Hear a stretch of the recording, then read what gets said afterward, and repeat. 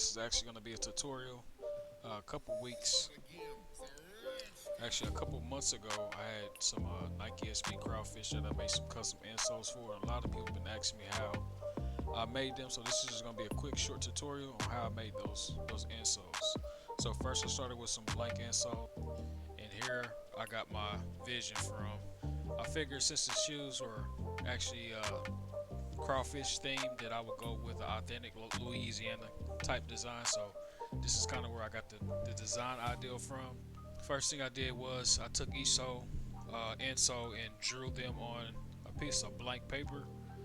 Literally traced them out, stuck them inside the scanner, and scanned both sides into the computer.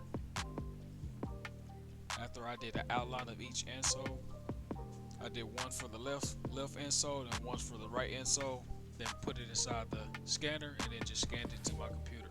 So after scanning both images into the computer, or after scanning one side into the computer, flip the design over or the outline over and scan the second one in. Then I went into Photoshop using magnetic lasso tool to do an outline of each insole to get it saved into the computer.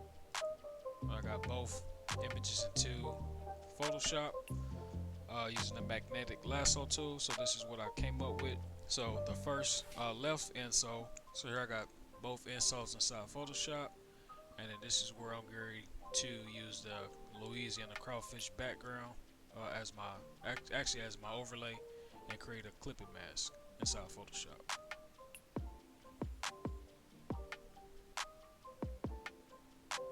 Clipping mask is now done for the left insole. Now I'm about to proceed to the right side, and what I ended up using on the right side was an image of just a Google image of just crawfish, boiled crawfish, and just like I did on the left insole, on the right insole I'm going to also create a clipping mask. Alright, so now I got both insoles the way I want them, reposition the images. So now I got the clipping mask completed on both insoles. It's now time to print them.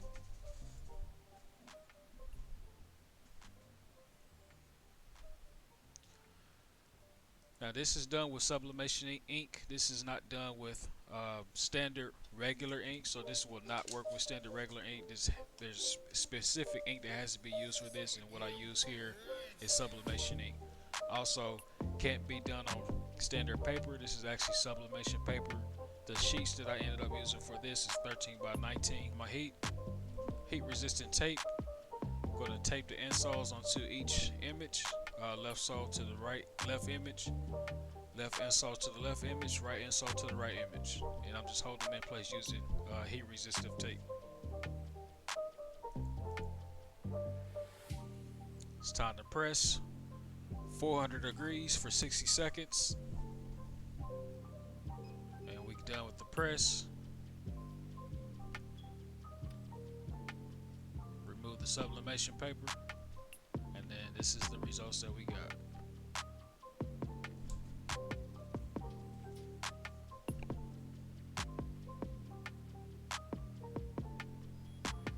And there we have it. Left insole, right insole, exactly how we designed it inside Photoshop.